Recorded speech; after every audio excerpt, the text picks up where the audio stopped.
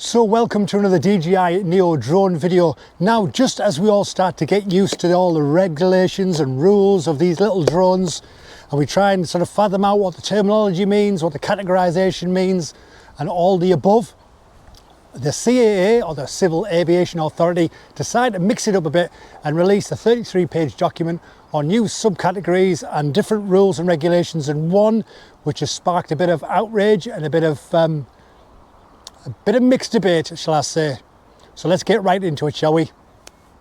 So if you watched my previous video on the rules and regulations when it comes to drones 250 grams or higher, now this video does follow on from that because the CAA, or the Civil Aviation Authority, has released a 33-page document that's basically just changing the classifications and subcategories and the likes from the EU to the UK, but they've also changed one thing that's divided the drone community, which I will discuss later on in the video to get your ideas on that.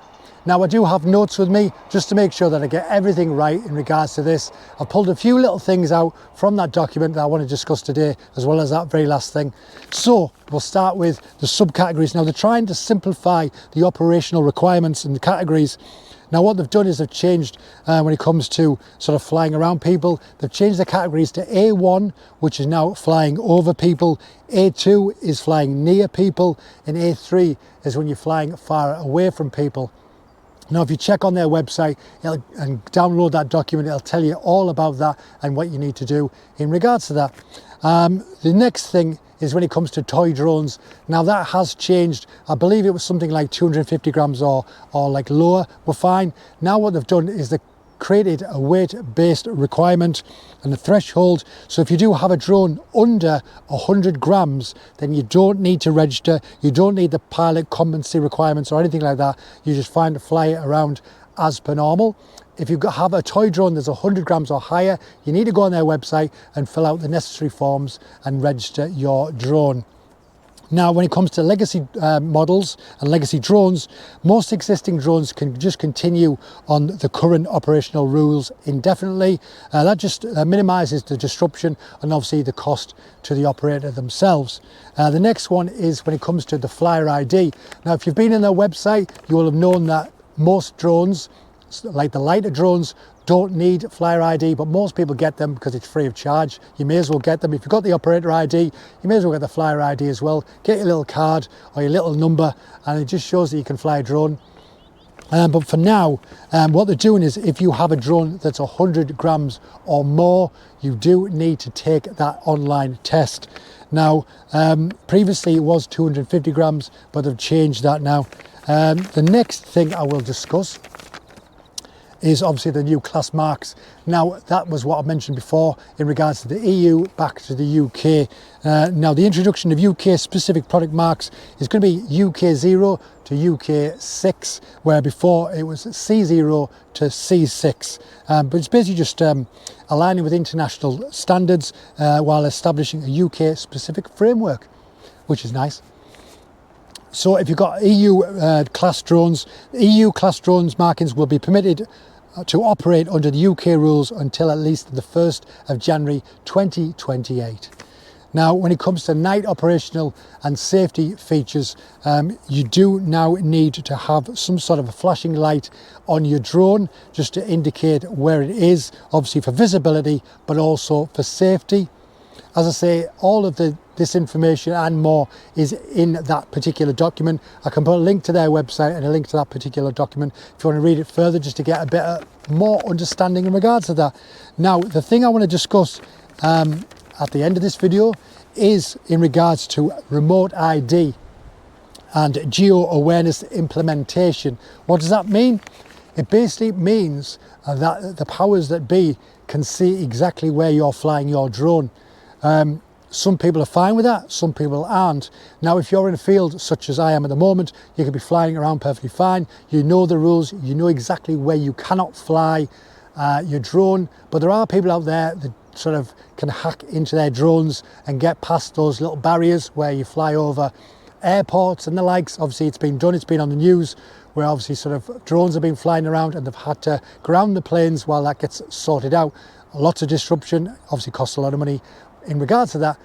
So what they want to do is they want to do this remote ID. Now, if you are the sort of person that flies over that sort of area, you could end up bringing your drone back and walking off. They could come up to you and say, have you been flying over there? You could dismiss it. They don't have anything to state that you were over there, because unless they've got pictures of you flying your drone, you can just sort of lie about it. But with this remote ID, they can actually get the information from your drone. They can actually see the flight path you've taken. So you could be in this field 1 minute, the next minute you could have flown it into the airport, around the airport, over planes and the likes, then back over here. They can see exactly what you've done and obviously press charges and whatever else they need to do in regards to that. But it doesn't, they've stated that it doesn't actually give you any private information. Your personal details are still encrypted, still fine. It only protects your location and obviously your flight path and the likes of that, obviously your drone model.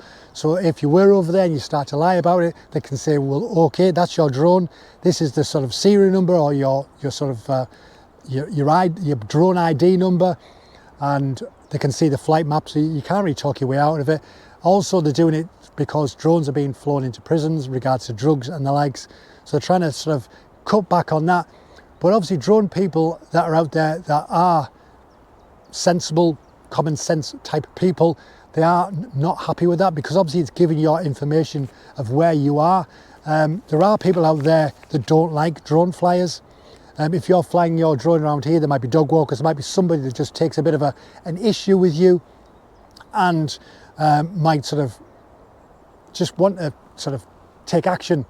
But apparently when your drone is emitting that particular signal, there are sort of mobile applications that can get that information. They can see where you're flying, which is fine if you're flying away from your house because you don't have any issue with that.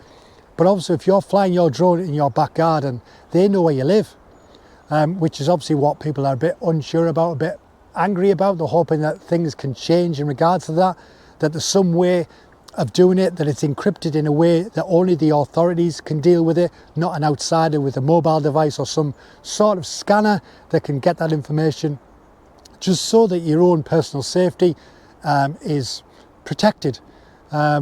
But obviously if you're the sort of person that flies it into prisons, flies it over airports and stuff like that, I can understand why they want to do that. They want to make sure that the people that are in the wrong are dealt with, so that obviously the people that are doing the right thing can fly their drones in peace. The other thing that I need classification from sensible and intelligent people such as yourself is not many drones such as the Neo have the capability of that remote ID.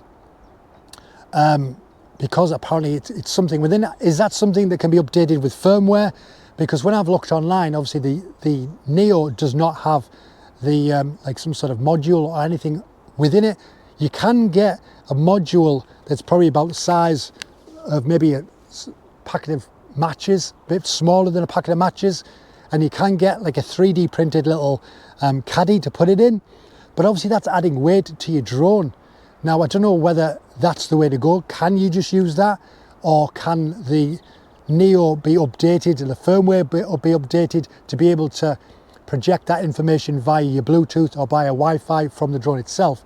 If you know what that information is, or the answer to that is, let us know in the comments, because that's just something I'm unsure about. I do want to abide by any rules that are sort of implemented, because obviously I want to enjoy flying my Neo around.